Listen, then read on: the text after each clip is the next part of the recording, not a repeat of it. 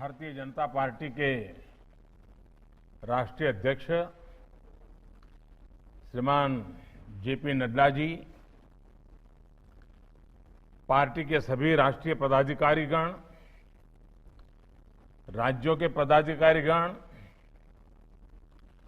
और देश के कोने कोने में उपस्थित सभी मेरे कार्यकर्ता साथियों, एक ऐसे समय में जब दुनिया में सब अपने आप को बचाने में लगे हो, आप सबने अपनी चिंता छोड़कर खुद को गरीबों, जरूरतमंदों की सेवा में समर्पित कर दिया है। ये सेवा का बहुत बड़ा उदाहरण है। कई शहरों में हमारे कुछ कार्यकर्ताओं का इस सेवा मिशन में काम करते करते खतरा है ये पता था, फिर भी कर्तव्य के पालन के लिए इस महामारी के बीच भी कार्य करते रहे। ऐसे अपने कई साथियों ने अपना शरीर छोड़ दिया, उनका दुखद निधन हो गया। मैं उन सभी साथियों को अपनी विनम्र श्रद्धांजलि देता हूं। उनके परिवारों के प्रति मैं संवेदना व्यक्त करता हूं और मैं वहां की पार्टी की इकाई से भी आग्रह करूंगा कि इन सभी परिवारों को हम पूरी तरह संभालें, परिवारों की आवश्यकताओं की ओर देखें। साथियों, जनसंघ और बीजेपी के जन्म का मूलतः उद्देश्य यही था कि हमारा देश सुखी और समृद्ध कैसे बने, और इसी मूल प्रेरणा के साथ, भारतीयता की प्रेरणा के साथ, सेवा भावना के साथ हम लोग राजनीति में आए। हम लोगों ने राजनीति में सत्ता को सेवा का माध्यम माना। हमने कभी भी सत्ता को अपने लाभ का माध्यम नहीं बनाया। निस्वार्थ सेवा ही हमारा संकल्प रहा है, हमारे संस्कार रहे हैं। हमारे यहां कहा जाता है, यथा यथास तृणे तुष्णेय, यथा यथाय तुष्यत तथा संतोष ये तुम। अर्थात जिसकी हम सेवा करते हैं उसका सुख ही हमारा संतोष है। इसी भावना से गरीबों के प्रति, इसी समभाव और मम भाव से हमारे कार्यकर्ताओं ने इतने कठिन समय में सेवा ही संगठन का इतना बड़ा अभियान चलाया है। आज जो मैंने प्रेजेंटेशन देखा तो मुझे सच में बहुत अचरज हुआ। मुझे मालूम था कि कोरोना काल में आप निरंतर काम कर रहे हैं, लेकिन लॉकडाउन की मुश्किल परिस्थितियों में जब सब कुछ बंद था और ये बीमारी कभी भी हमारे गले पड़ सकती है, ऐसा भय का माहौल था, लेकिन आपने समर्पित भाव से लाखों करोड़ों लोगों का जीवन आसान करने के लिए जो भी कर सकते हैं किया है। आप उनका सहारा बने हैं, उनके साथी बने हैं। ये बहुत ही बड़ा काम है। किसी ने मास्क बनाकर लोगों में बांटे, किसी ने घर घर गरीबों को राशन पहुंचाया, तो किसी ने प्रवासी कामगारों का जिम्मा उठा लिया। कितने ही कार्यकर्ता ऐसे हैं जिन्होंने तो 2, 4, 10 गरीबों को एक तरह से अपने परिवार का ही सदस्य बना लिया। जिसकी जितनी क्षमता थी उसने उससे ज्यादा करने की कोशिश की। अब देखिए, राष्ट्रीय अध्यक्ष जी का उदाहरण, अपने घर से रोज 500 परिवारों के लिए खाना बनाना और पहुंचाना, और वो भी 3 महीने तक। ऊपर से नीचे तक यही हमारे संस्कार रहे हैं। और इतना सब करने के बाद भी छोटे मोटे तो लाखों कार्यकर्ताओं ने काम किया। कहां सबकी तस्वीर टीवी पे आई है, कहां सबका नाम अखबार में छपा है, कहां अपने गांव के बाहर कौन जानता है। फिर भी सेवा परमो धर्मः, निस्वार्थ भाव से काम करते रहना। साथियों, दुनिया की नजरों में आप कोरोना काल में काम कर रहे थे, ये सच्चाई होने के बावजूद भी मैं मेरे नजरिए से कहूं, अगर खुद को कसौटी पर कस रहे थे, ऐसा मैं कह सकता हूं, आप अपने आदर्शों और व्यवहारों के बीच अपने आप को तपा रहे थे। साथियों, एक आधा आफत आई तो आपने उस आफत को भी अवसर में बदल दिया। ये कोरोना हमेशा इस बात के लिए तो याद रहेगा कि भारतीय जनता पार्टी ने अपने आप को एक डिजिटल एडिशन के रूप में डेवलप कर दिया है। हर कार्यकर्ता डिजिटल एक्टिविटी करने के लिए माहिर होता जा रहा है। अवसर ये कि आप ज्यादा से ज्यादा लोगों की सेवा कर सकें, ज्यादा से ज्यादा लोगों की तकलीफ कम कर सकें, उन्हें इस मुसीबत से उबार सकें। जिस पार्टी के इतने सैकड़ों सांसद हो, हजारों एमएलए हो, फिर भी वो पार्टी, उसका प्रत्येक कार्यकर्ता सेवा को प्राथमिकता दे, सेवा को ही अपना गंतव्य और मंतव्य माने, जीवन मंत्र माने। भारतीय जनता पार्टी के रूप में एक कार्यकर्ता के नाते मुझे बहुत गर्व होता है, बहुत आनंद होता है कि हम सब ऐसी संगठन के साथी हैं, सदस्य हैं। साथियों, ये विनम्रता, ये प्रेरणा हमें जनसंघ के जमाने से लेकर अब तक जो 4-4, 5-5 पीढ़ियों ने तप किया है, उस परंपरा से हमारे अंदर ये संस्कार संक्रमित हुए हैं। उनकी तपस्या से हमें ये सब मिला है। और जब हमारे पुरोगामियों की तपस्या से हमें ये मिला है, तो हमारा ये काम, हमारे ये संस्कार, हमारा ये व्यवहार, हमारा ये समर्पित जीवन आगे की पीढ़ियों के लिए भी प्रेरणा का कारण बनेगा, प्रेरणा देता रहेगा। साथियों, भारतीय जनता पार्टी अगर इतना कुछ कर पाती है, तो इसके पीछे हमारी एक और बहुत बड़ी विशेषता है। हमारा संगठन कार्यकर्ता से अध्यक्ष पद तक, ये जो हमारी श्रृंखला है, हमारी संगठन की रचना है, हमारे संगठन में जो जीवंतता है, हमारे संगठन में जो संवेदनशीलता है, ये उसकी बहुत बड़ी ताकत है। राजनीतिक जो कमेंटेटर होते हैं, एक्सपर्ट्स होते हैं, वो हमेशा ऐसी बात करते हैं कि संगठन की शक्ति लगती है तो चुनाव जीते जाते हैं, चुनाव लड़े जाते हैं, वगैरह वगैरह। वो चुनाव के दायरे में ही संगठन को देखते हैं। अन्य राजनीतिक दलों के लिए शायद ये सच होगा, लेकिन भारतीय जनता पार्टी के लिए ये आकलन अधूरा है। साथियों, हमारे लिए हमारा संगठन चुनाव जीतने की सिर्फ मशीन नहीं है। हमारे लिए हमारा संगठन का मतलब है सेवा,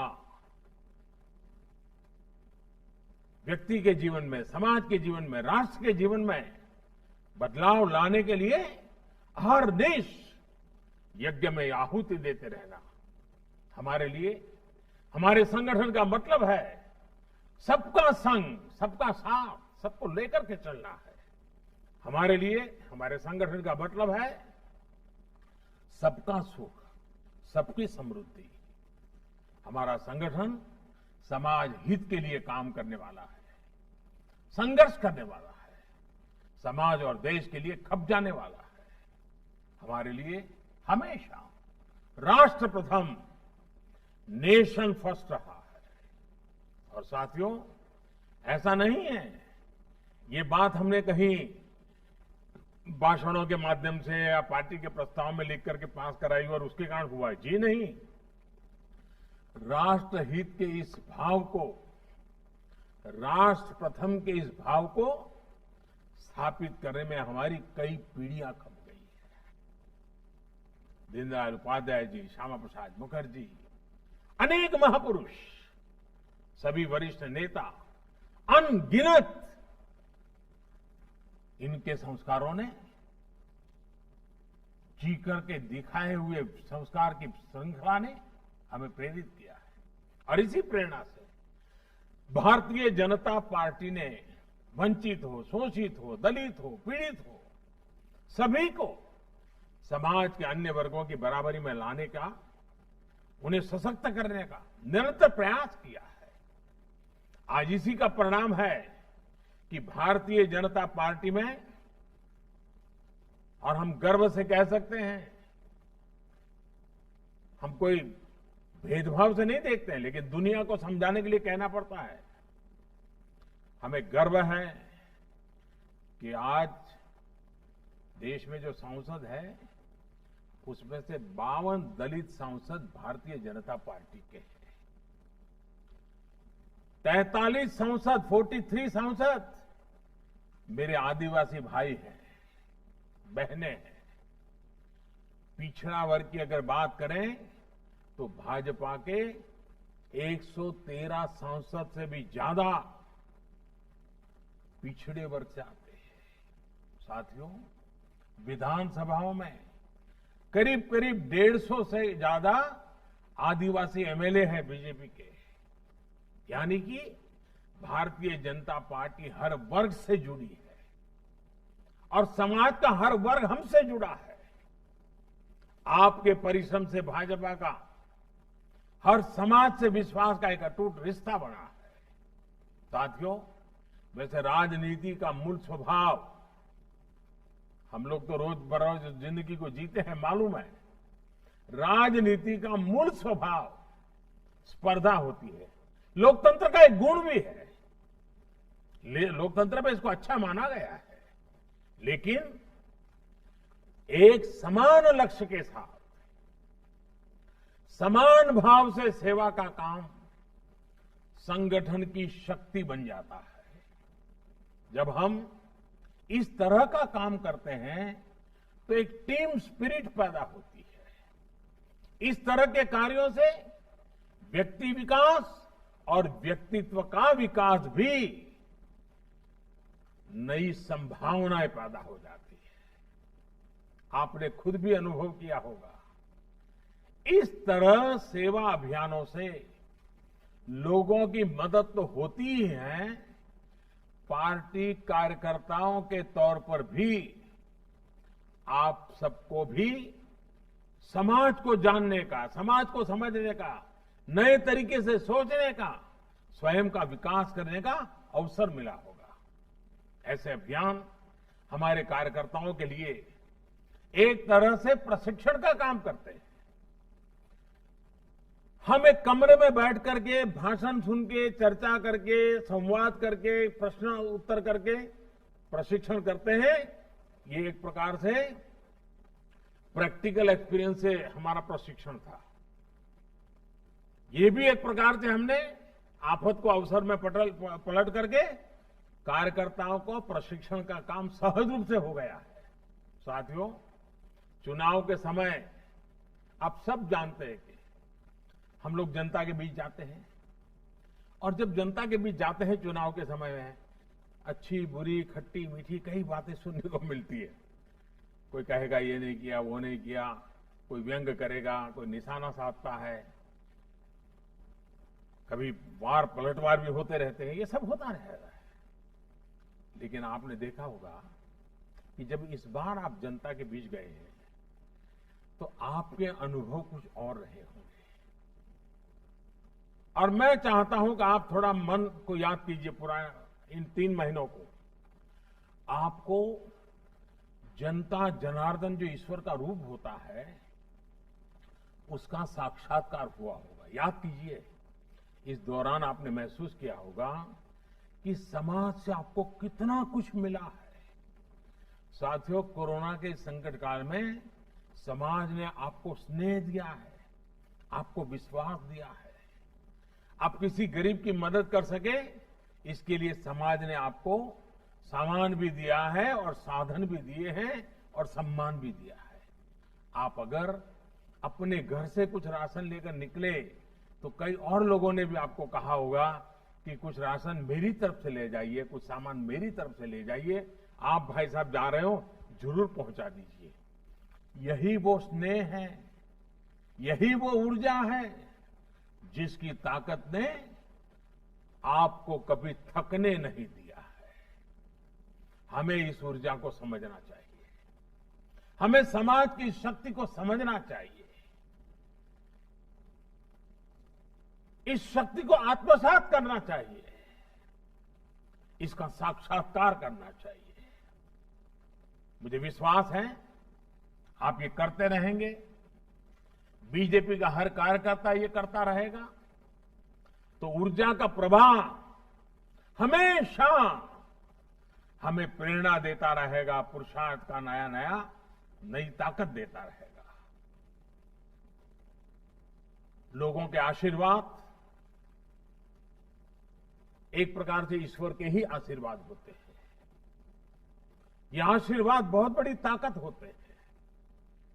साथियों, आपने ये भी अक्सर देखा होगा कि ज्यादातर समय लोग जब मिलते हैं, सामान्य दिवसों की मैं बात करता हूं, उसमें भी जब आप सत्ता में हो तो सामान्य तौर पर लोग क्या करते हैं, कोई न कोई आपको मेमोरेंडम देंगे, मांग पत्र देंगे, और बहुत स्वाभाविक भी है।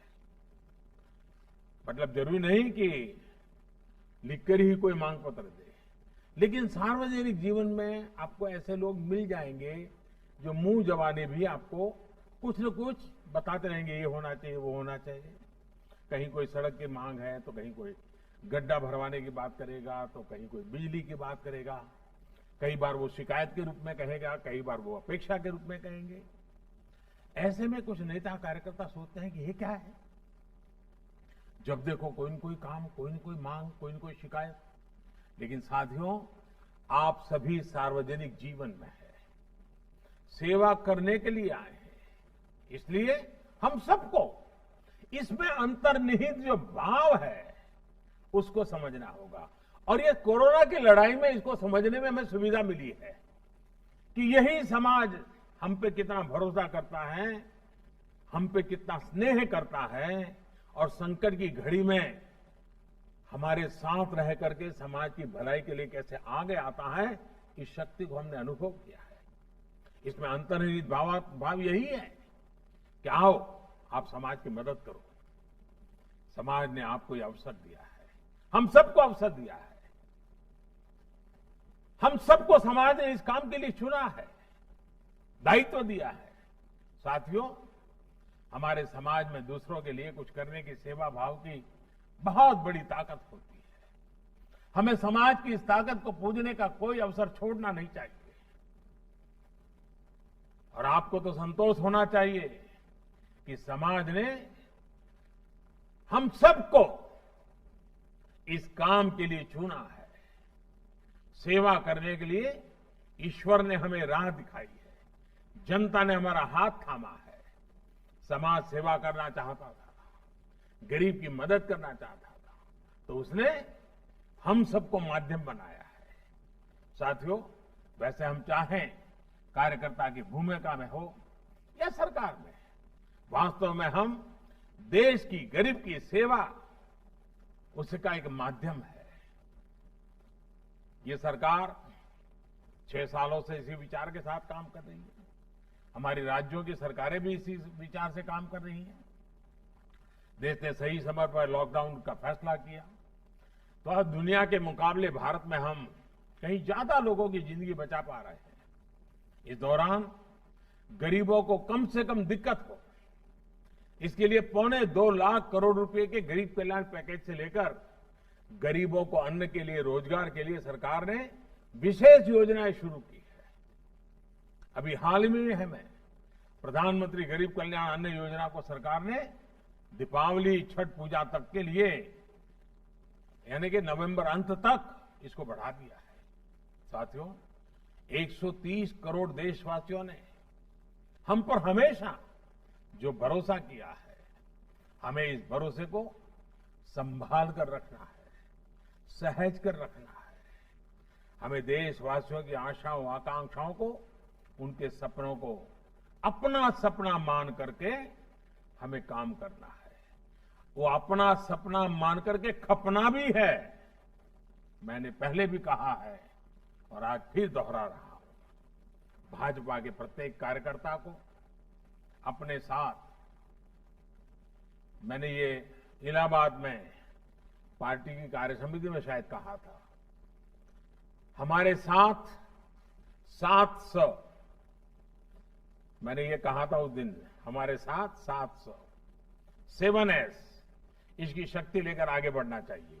और आज जब मैं वृत्त देख रहा था तो मुझे सातों बातें बराबर आनंद आ रहा था। वाह, ये कैसा मेलजोल हो गया है। देखिए वो 7 बातें क्या कही थी मैंने जब हम लोग इलाहाबाद में वर्किंग कमेटी में मिले थे। तब मैंने कहा था, पहला सेवा भाव, दूसरा संतुलन, तीसरा संयम, चौथा समन्वय, 5वां सकारात्मकता, 6ठा सद्भावना और 7वां संवाद। बीजेपी के हर कार्यकर्ता के आचरण और नीति में इन दिनों इस कोरोना की लड़ाई में भरपूर रूप से इसका प्रभाव दिखाई दिया है और हर भाजपा के कार्यकर्ता के लिए ये गर्व का विषय है।